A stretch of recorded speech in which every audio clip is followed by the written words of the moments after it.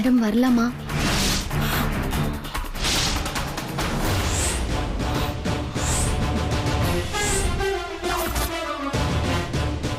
உள்ளவா துர்கா.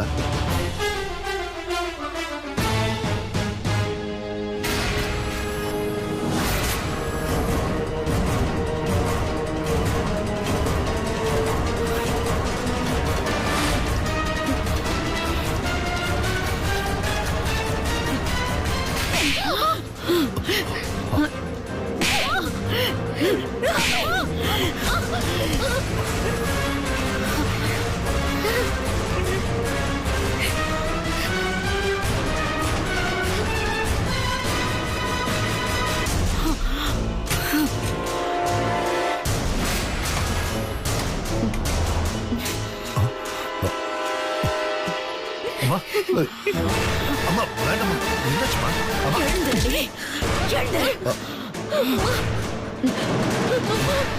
வேண்டாமா, ஒன்றும் பண்ணிடாதீங்க. சொன்ன கேளுங்கம்மா.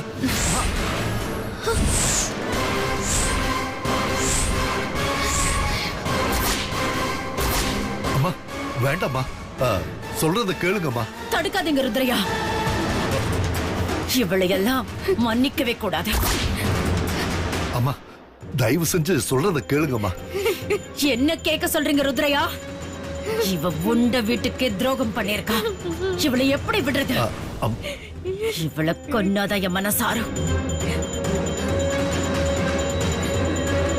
ஐயோ அம்மா, தயவு செஞ்சு கொஞ்சம் பொறுமையா இருங்கம்மா. இதுக்கு மேல பொறுமையா இருந்தா என் குடும்ப கௌரவம் என்ன ஆகுறது? அம்மா தயவு செஞ்சு ஒரு நிமிஷம் யோசிங்கம்மா. இது தனியா நடந்திருந்தா நீங்க கோவப்படுறதுல ஒரு நியாயம் இருக்குமா? ஆனா அந்த வீடியோவை பாருங்கம்மா. ரிஷி தம்பி மேல உயிரே வச்சிருக்கிற மதுமாவும் கூட இருக்காங்கம்மா. இதுல எதுவும் தப்பு இருக்கிறதா எனக்கு தோணலம்மா. காவேரி சின்னதா தம்பி பேரை பச்சை குத்துனாங்கல்ல, அதுக்கே மதுமா அயன் பாக்ஸால சூடு வச்சிட்டாங்கம்மா.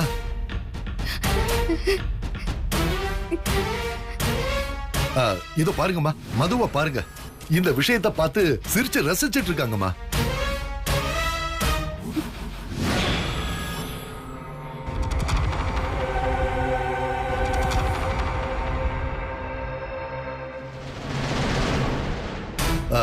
ஏதோ விளையாட்டுக்கு பண்ண மாதிரி இருக்குமா?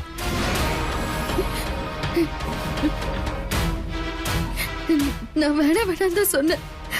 ரிஷி சாரும் மதுமாவும் சேர்ந்துதான் இப்படி பண்ணிட்டாங்க.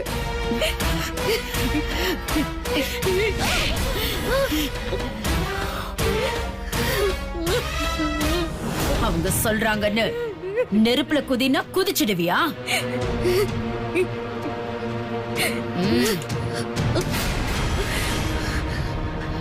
என் பையனோட செருப்புக்கு இருக்கிற தகுதி கூட உன்கிட்ட இல்ல.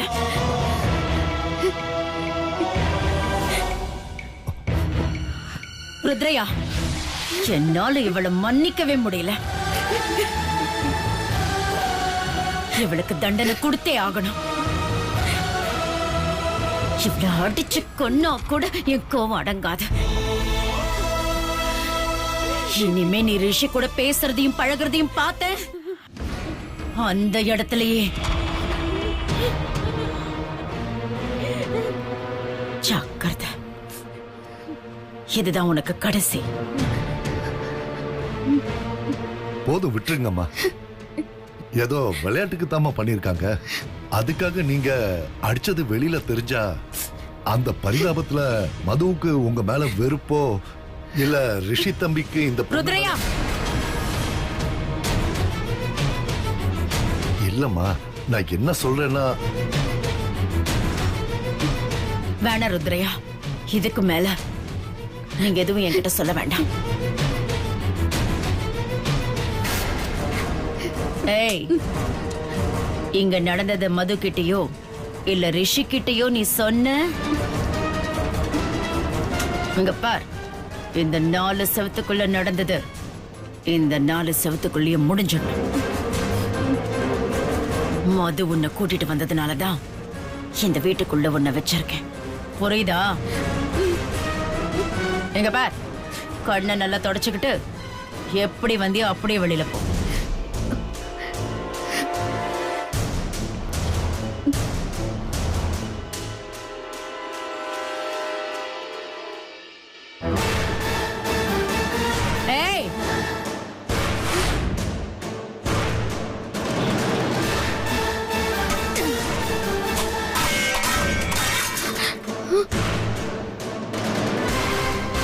இது உனக்கு தான்.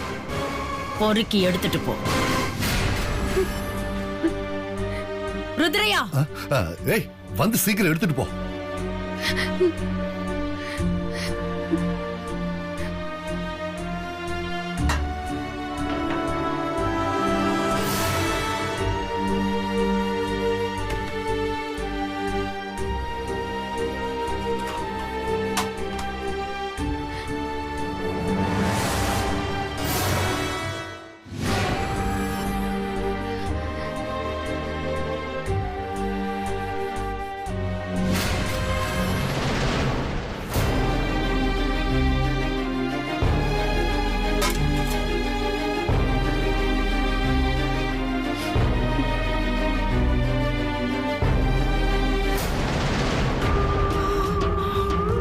ருத்ரையா, அம்மா ரிஷி ரூம் பக்கம் கூட இவ போகாம பாத்துக்கங்க. சரிங்கம்மா.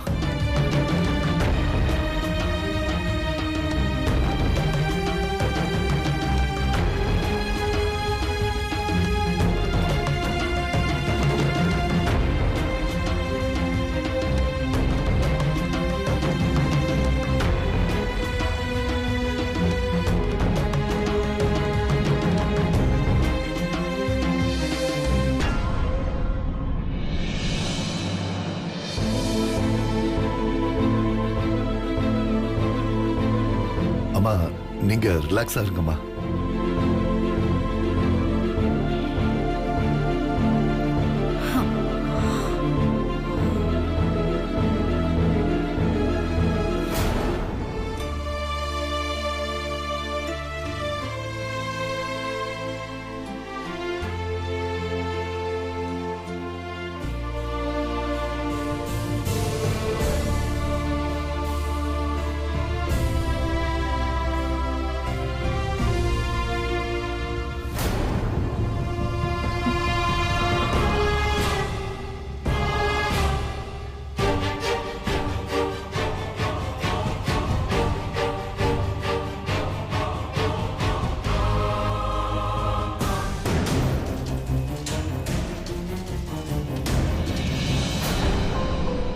ஹே துர்கா, இதெல்லாம் யார் கொடுத்தா? சித்ராமா. ஆண்டியா? என்னால நம்பவே முடியல. எதுக்கு கொடுத்தாங்க? கொலுவை சிறப்பா தயார் பண்ணதுனால கொடுத்தாங்க.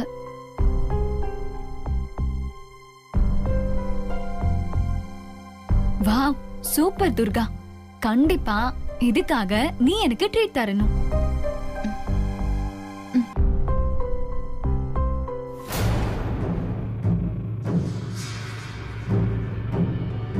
உள்ள நடந்த விஷயத்துக்கு மதுவை பார்த்ததும் இந்த பொண்ணு தன்னை மீறி அழுதுருவான்னு நினைச்சேன். நல்ல வேலை அப்படி எதுவும் நடக்கல.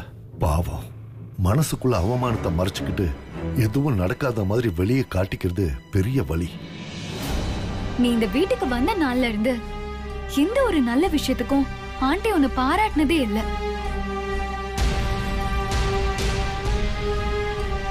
ப்ராஜெக்ட் மீட்டிங்ல இங்கிலீஷ்ல பேசி சக்சஸ் பண்ணதும் சரி, சில விஷயத்திலயும் நீ பழிய ஏத்துக்கிட்டதும் சரி, இந்த மாதிரி நிறைய விஷயத்துல ஆண்டி உனக்கான எந்த கிரெடிட்டையும் கொடுக்கல.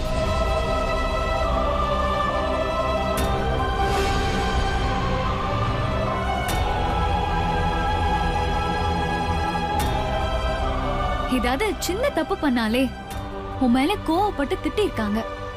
இப்ப நடந்தது பார்த்தா எனக்கு ஆச்சரியமா இருக்கு. முதல் தடவையா ஆண்டி கிட்ட நல்ல பேர் வாங்கியிருக்க. அது மட்டும் இல்லாம இந்த ஸ்பெஷல் கிஃப்ட் வேற.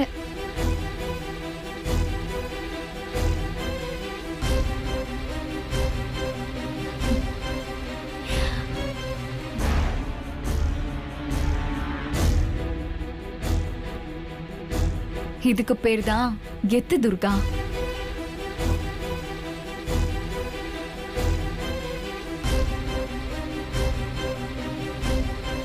சிலர் உன்னை வேலைக்காரின்னு கேவலமா நடத்திருப்பாங்க. ஆனா அவங்களுக்கு புரியாது.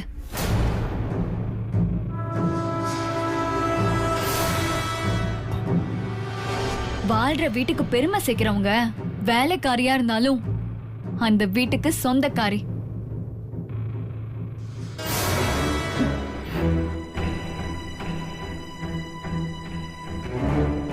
தன்னோட சுயநலத்துக்காக வீட்டுக்கு எந்த கெடுதல் வந்தாலும் வரட்டும் நினைக்கிறவங்க வீட்டுக்கு சொந்தக்காரியா இருந்தாலும் வேலைக்காரி தான்.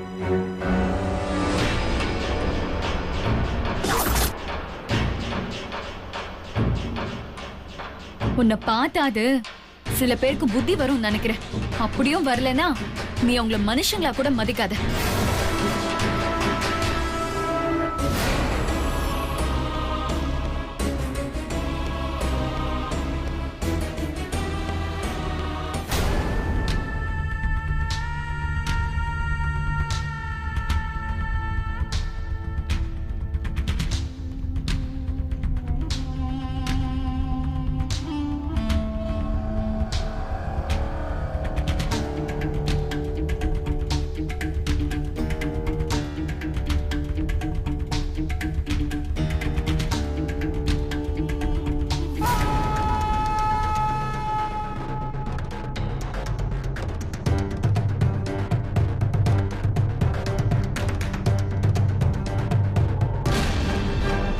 ஏய்,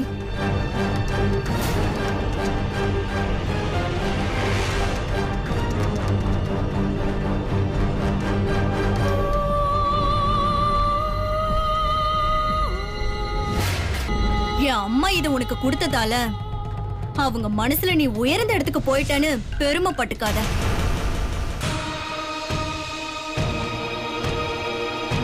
வீட்ல நாங்க சாமிக்கு படையல் பண்ணா முதல்ல காக்காவுக்கு தான் வைப்போம்.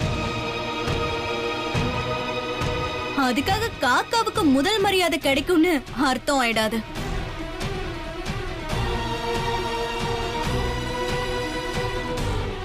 அந்த மாதிரி தான் இன்னைக்கு உனக்கு கிடைச்ச மரியாதை.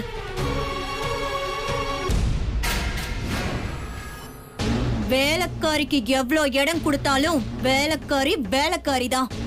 அத முதல்ல நீ புரிஞ்சுக்கணும். இல்லனா யாராவது அடிச்சு புரிய வைப்பாங்க.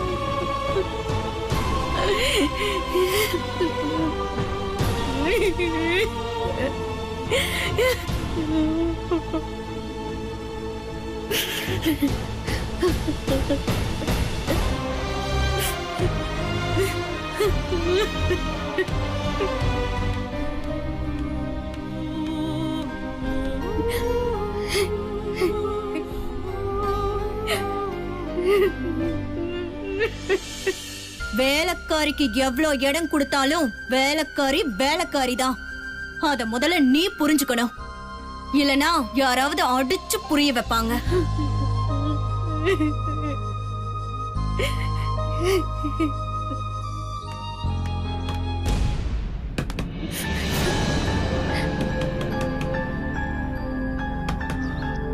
துர்கா, மா துர்கா.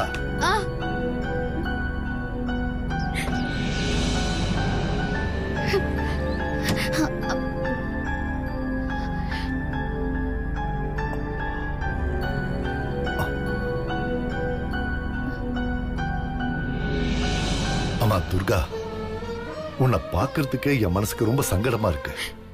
எல்லா முதலாளிகளும் வேலைக்காரங்களும் ஒரு அடிமை மாதிரி தான் நடத்துவாங்க.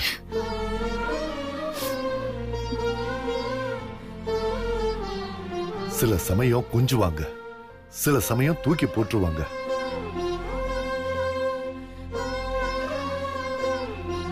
நாமளும் விளையாட்டு பொம்மை மாதிரி எந்த உணர்ச்சியுமே காட்டிக்காம இருந்தோம்னா நமக்கு நல்லது. நான் எவ்வளவோ தடுத்து பார்த்தேன், ஆனா ரிஷி சார் தான். இத பாருமா, கண்ணாடி மேல கல்லு விழுந்தாலும் இல்ல கல்லு மேல கண்ணாடி விழுந்தாலோ பாதிப்பு என்னமோ கண்ணாடிக்குதான்.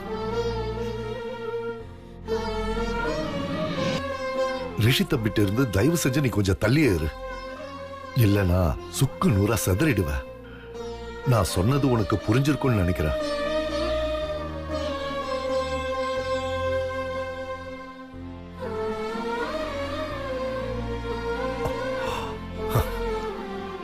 உன்னோட வலியை யாராலையுமே பங்கு போட்டுக்க முடியாதுமா.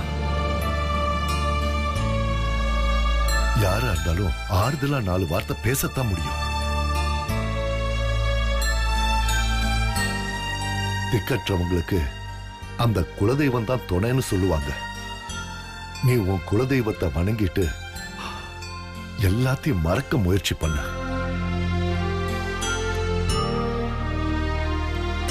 நடந்ததையே நினைச்சு வருத்தப்பட்டு இருக்கிறத விட இனிமே இப்படி நடக்காம இருக்கிறதுக்காக நீ முயற்சி பண்ணுமா.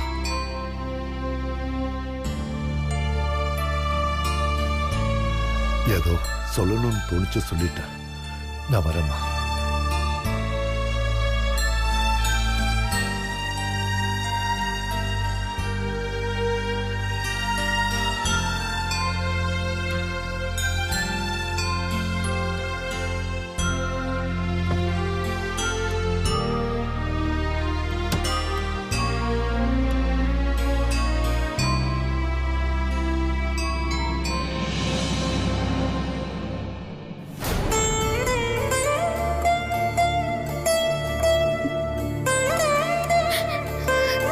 திக்கத்தவங்களுக்கு குலதெய்வம் தான் அடைக்கணும்னா, ஆனா என்ன மாதிரி அனாதைக்கு எது குலதெய்வம்னு எப்படி கண்டுபிடிக்கிறது?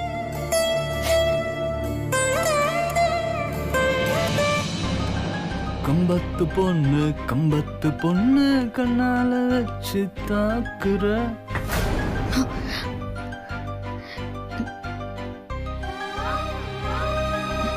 துர்கா துர்கா என்னம்மா துர்கா? வாவ், மாமியார் கொடுக்க மருமக வாங்க அந்த கண்கொள்ளா காட்சியை பார்க்க நான் தவறிட்டனே. உங்க மாமியார் முகூர்த்த புடவையே கொடுத்துட்டாங்க. எப்போ உனக்கு எனக்கு கல்யாண தேதி பிக்ஸ் பண்ண போறாங்க? இது பாருங்க,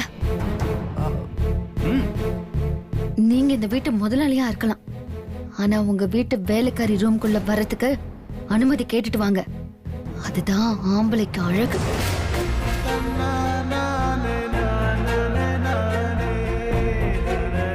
உங்களை வெளியில போங்கன்னு சொல்ற அதிகாரம் ஒரு வேலைக்காரியா எனக்கு இல்ல.